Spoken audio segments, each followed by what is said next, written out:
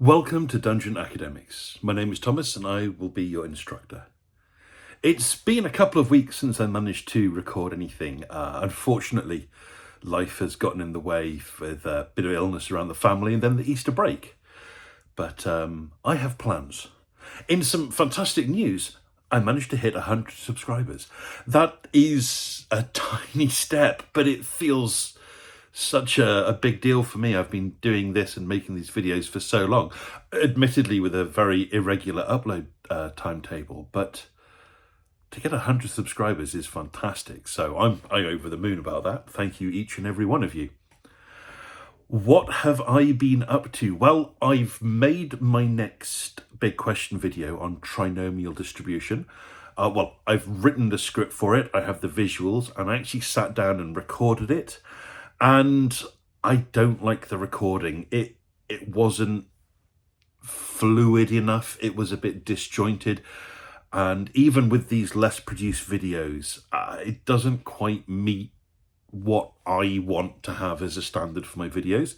So I think next week I'm going to sit down and record it again. And the editing shouldn't take too long. So hopefully that will be up relatively soon next week.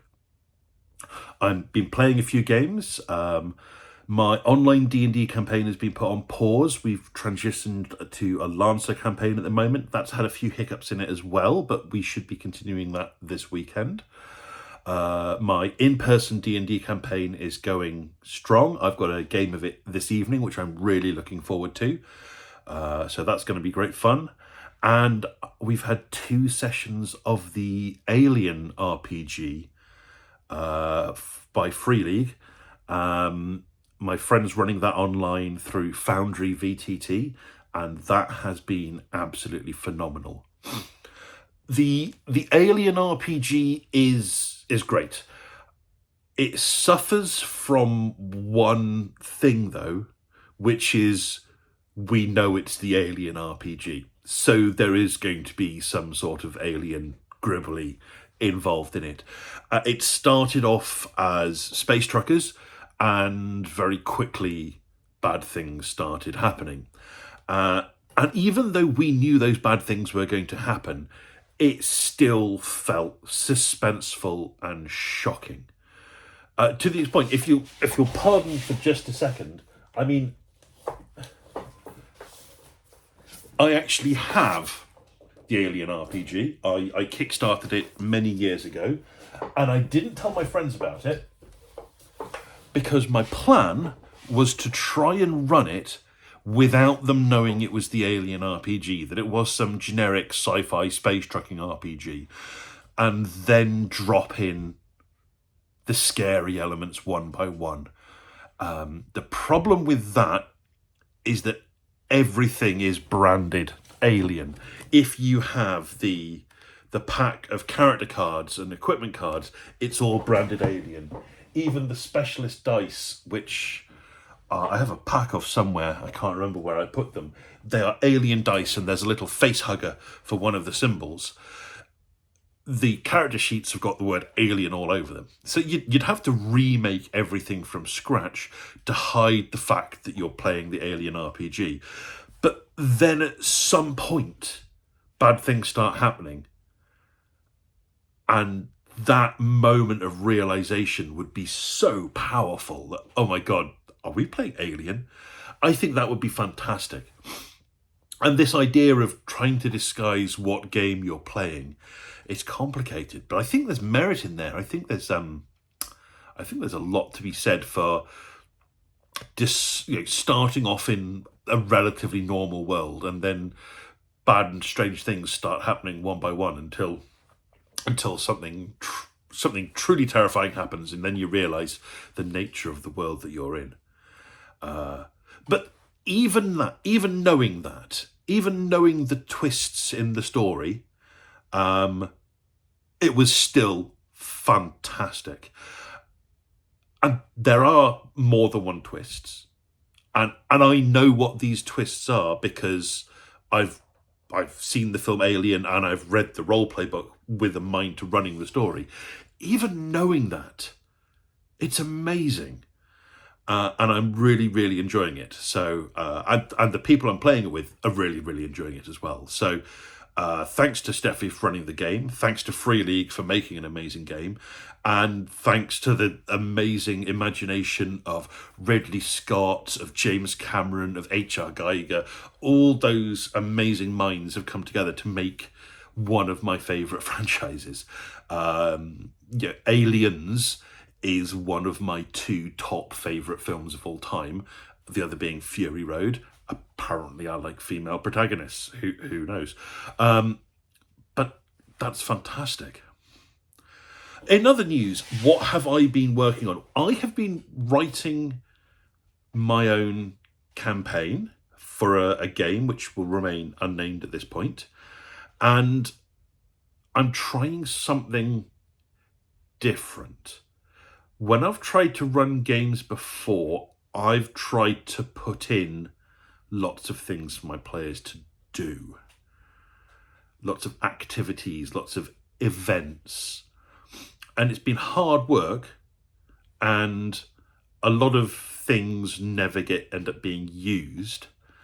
And I'm trying to write a campaign that does something very differently. So instead of writing a lot of events, I'm writing groups with needs, and the players will have their own needs, and if they can identify the needs of the other groups and then do favors for that group, they can then get that group to do favors for them. So it's more like a game of intrigue, and I'm setting up relationships and needs rather than events. It's going to be set in a high school in 1970. It's going to be based on different cliques in the high school. There's 17 groups, and each group I've given them a couple of contacts and a couple of locations.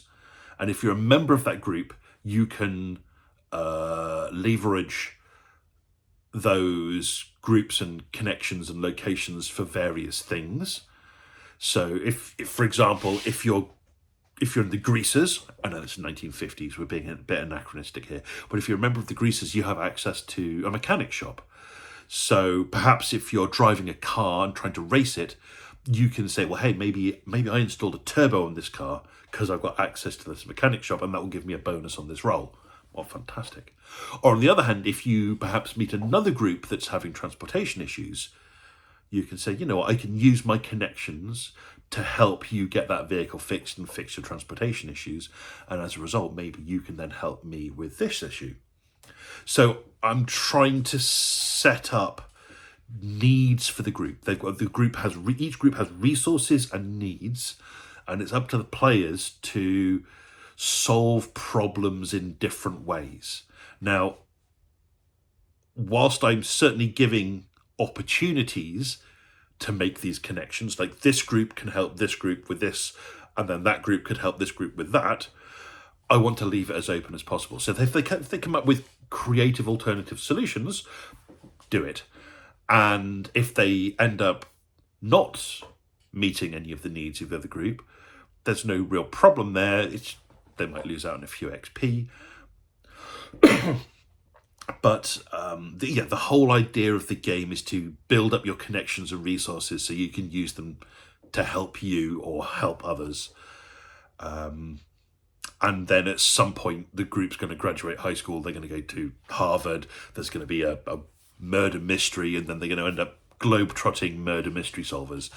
So it's a very investigation-based game.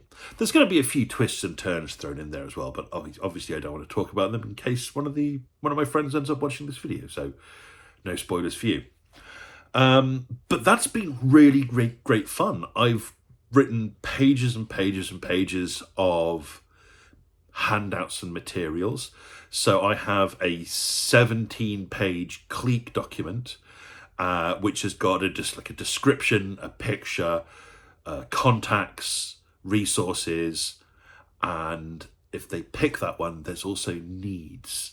So these are the needs of your clique. If you get these needs fixed, you get experience, and every other clique has needs as well, and if you help them out, they'll help you out, so on and so forth.